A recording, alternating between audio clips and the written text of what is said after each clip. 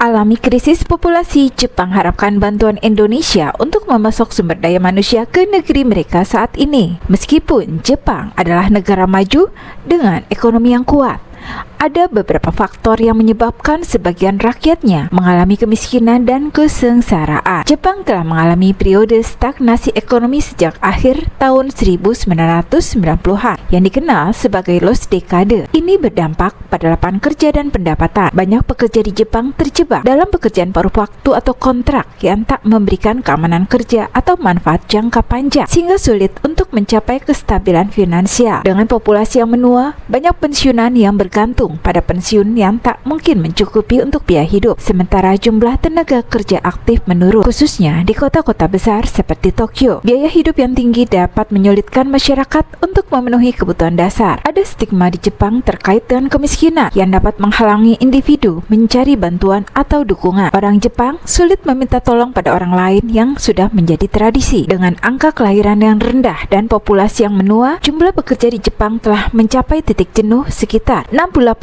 juta jiwa. Di tengah kekurangan tenaga kerja yang serius, jumlah pekerja asing pun meningkat. Menurut survei Kementerian Tenaga Kerja, jumlah pekerja asing di Jepang hingga akhir Oktober 2023 mencapai 2.048.675 orang, melampaui angka 2 juta untuk pertama kalinya, yang berarti 3% dari mereka yang bekerja di Jepang sekarang adalah orang asing. Jumlah perusahaan yang mempekerjakan orang asing juga meningkat menjadi 318.775, sekitar 6% dari total, dan mencapai rekor tertinggi. Berdasarkan industri, 550.000 orang asing di Jepang bekerja di bidang manufaktur, 260.000 di bidang grosir dan eceran, serta 230.000 di sektor akomodasi dan jasa makanan yang mendukung perekonomian Jepang. Akan tetapi, deflasi terus berlanjut dalam perekonomian Jepang dengan gaji dan harga tetap rendah. Upah di Asia Tenggara telah meningkat sejalan dengan pertumbuhan ekonomi. Japan Center for Economic Research berasumsi bahwa motivasi untuk bermigrasi hilang ketika gaji orang Jepang turun di bawah 2 kali lipat di negara asal orang itu. Sebuah laporan yang dirilis oleh pusat tersebut pada bulan November 2022 memperkirakan bahwa pekerja migrasi Indonesia ke Jepang akan mencapai puncak di tahun 2030. Bagi mereka yang berasal dari Thailand, hal ini akan terjadi di tahun 2031, dan bagi pekerja dari Vietnam, hal ini diperkirakan pada tahun 2032. Ini menjadi puncak terakhir sebelum jumlah pekerja menurun. Meskipun ada pertumbuhan ekonomi, kesenjangan antara kaya dan miskin dapat semakin melebar, menyebabkan ketidakadilan dalam distribusi kekayaan. Faktor-faktor ini menunjukkan kemajuan ekonomi tak selalu diikuti kesejahteraan yang merata di seluruh lapisan masyarakat. Di Jepang, definisi kemiskinan seringkali mengacu pada garis kemiskinan relatif, yaitu ketika pendapatan individu atau rumah tangga berada di bawah 50% dari median pendapatan nasional. Menurut data terbaru, sekitar 15% dari populasi Jepang dianggap hidup dalam kemiskinan relatif. Ada beberapa faktor yang dapat menjelaskan kenapa meskipun Jepang merupakan negara maju, masih ada rakyat yang mengalami kemiskinan dan kesengsaraan. Rasio penuaan penduduk Jepang memiliki populasi yang menua dengan cepat. Banyak lansia yang tidak memiliki cukup tabungan untuk pensiun sehingga mereka hidup dalam keadaan miskin. Meskipun ada banyak orang kaya, ada juga kesenjangan antara pendapatan tinggi dan rendah. Beberapa kelompok seperti pekerja paruh waktu dan pekerja di sektor jasa seringkali dibayar rendah. Biaya hidup, terutama di kota-kota besar seperti Tokyo, sangat tinggi. Hal ini dapat membebani pendapatan masyarakat, terutama bagi mereka yang berpenghasilan rendah. Jepang pernah mengalami dekade kehilangan atau lost decade di tahun 1990-an yang menyebabkan stagnasi ekonomi. Hal ini berdampak pada lapangan kerja dan pertumbuhan pendapatan. Dan ada stigma sosial terhadap orang yang menerima bantuan sosial yang membuat beberapa individu enggan mencari dukungan yang mereka butuhkan. Dan meskipun pendidikan di Jepang umumnya baik, ada disparitas dalam akses pendidikan yang dapat mempengaruhi peluang kerja di masa depan, serta isu kesehatan mental yang seringkali diabaikan yang bisa mempengaruhi kemampuan individu untuk bekerja dan mencari nafkah. Masyarakat Jepang sekarang menjadi gila kerja demi mengumpulkan harta kekayaan, karena upah-upah pekerja sekarang ditentukan oleh kinerja, bukan ditentukan oleh lamanya bekerja. Pekerja perempuan pun bertambah banyak, sedangkan dulu perempuan hanya mengurus rumah tangga. Sekarang banyak wanita yang berprofesi. Undang-undang perpajakan juga diubah agar yang kaya menjadi lebih kaya dan dan faktor-faktor lain. Dari segi perpajakan, Jepang adalah negara yang menggunakan peraturan terkait perpajakan yang paling progresif di dunia sebagai alat pemerataan sosial. Pajak-pajak yang dibayarkan masyarakat Jepang nantinya akan digunakan kembali untuk membangun negara dan membantu masyarakat yang tergolong miskin dan membutuhkan bantuan. Tarif pajak penghasilan di Jepang dipotong dari 65% menjadi 50% dan masih akan berkurang. Tetapi pada saat yang sama, pemerintah Jepang juga bermaksud menarik pajak kepada masyarakat yang berpenghasilan rendah yang sebelumnya mereka tidak wajib untuk membayar pajak. Selain itu, pemerintah juga ingin menghapus beberapa keringanan khusus yang digunakan sepertiga pekerja di Jepang untuk menghindari pajak penghasilan. Di sisi lain, salah satu upaya pemerintah Jepang dalam menekan kesenjangan yang terlalu tinggi adalah dengan mengurangi pajak warisan yang dianggap terlalu tinggi. Angka kemiskinan dan tunawisma di Jepang meroket pada tahun 90-an. Beberapa tahun yang lalu, Taman Uneo di Tokyo berubah menjadi tempat tinggal para tunawisma. Meskipun setelah itu pada tahun 1996 telah dilakukan pengusiran. Tapi tak lama kemudian para tunawisma kembali menetap memenuhi lorong di stasiun Shinjuku, Tokyo. Untuk mengatasi hal itu, di tahun 2004 pemerintah akhirnya membuat program yang menyediakan tempat tinggal dengan biaya sewa yang murah selama 2 tahun. Total ada sekitar 1.800 tunawisma yang mengikuti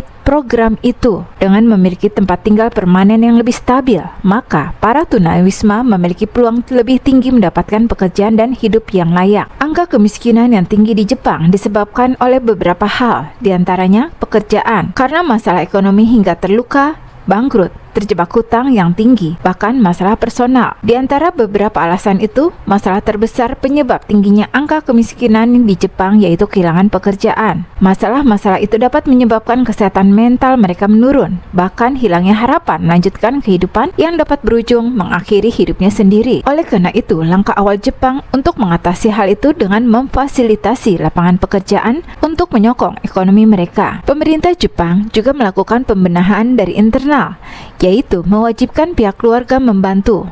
Langkah terakhir pemerintah jika keadaan tidak kunjung membaik adalah dengan memberikan bantuan berupa sejumlah uang tunai. Langkah yang dilakukan pemerintah ini dapat dikatakan sukses menekan angka kemiskinan. Hal itu dapat dibuktikan dengan jumlah pendaftar program ini yang semakin sedikit. Hingga di tahun 1996 hanya 0,7% penduduk Jepang yang menerima bantuan. Dinas sosial dengan rutin memeriksa masyarakat yang mengajukan bantuan. Mereka mencatat dan memilah dengan cermat mana yang berhak mendapatkan bantuan dan mana yang tidak. Tapi meski bisa dapat bantuan pemerintah, mereka yang sampai terusir ke jalanan biasanya punya alasan tersendiri. Banyak dari mereka memang bersembunyi dari debt collector. Uniknya, hampir semua homeless atau tunawisma di Jepang adalah laki-laki. Mungkin ini disebabkan stigma gender yang sangat kuat di Jepang, di mana perempuan harus selalu dijaga dan lindungi dalam keadaan apapun. Tapi banyak juga tunawisma yang memilih tetap hidup di jalan karena sengaja ingin keluar dari sistem dan rutinitas yang sangat membelenggu. Apalagi harga hunian di Jepang tinggi sekali. Namun meski dalam kondisi itu, para tunawisma di Jepang terkenal pantang mengemis atau meminta-minta. Orang Jepang pada umumnya tak pernah memberi uang pada orang miskin. Kebanyakan tunawisma di Jepang sebenarnya masih bekerja. Ada yang menjadi pekerja bangunan musiman atau mengumpulkan sampah untuk didaur ulang. Hal lain yang membedakan tunawisma di Jepang dengan negara lain adalah kreativitasnya. Mereka sering memanfaatkan barang-barang di sekitar untuk jadi benda bermanfaat. Jika kamu pernah ke Jepang, mungkin sering melihat tenda-tenda biru dari terpal dan mengiranya punya pekerja untuk menyimpan perkakas mereka. Padahal itu adalah rumah para tunawisma. Di atas tenda-tenda terpal juga sering terlihat panel-panel tenaga surya untuk mengaliri listrik di dalam rumahnya. Jadi mereka tidak perlu bayar listrik lagi. Untuk soal makanan, ternyata tidak sedikit dari mereka yang cukup pilih-pilih. Mereka menghindari alkohol dan makanan cepat saji. Mereka lebih memilih makan ayam, babi, atau sayuran di restoran. Dan meskipun hidupnya sepertinya nikmat, tapi